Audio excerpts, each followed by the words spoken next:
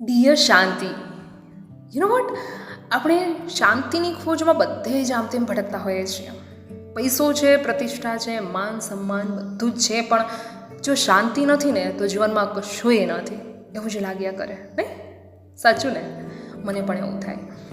આજે આપણે વાત કરવાની છે, કદાચ શાંતિ આપણને મળતી હોત એક વ્યક્તિના રૂપમાં, તો આપણે એ શાંતિ સાથે કેવી રીતે વાર્તાલાપ કરત. ચલો એક ઝલક બની જાય.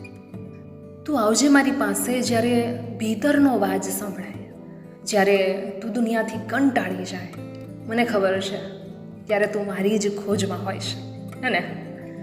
તું આવજે મારી પાસે જ્યારે આ ગાંધીજીના ફોટાવાળા કાગળોથી મન ભરાઈ જાય ને સાથે સાથે બધું જ હોવા ન હોવાની અકળામણથી પરે નીકળી જાય.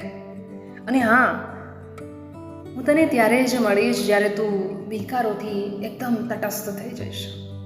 કશું એ માયને નહીં રાખે, સુખ દુઃખ લાભ હાનિ આ બધું જ. ડિયર શાંતિ.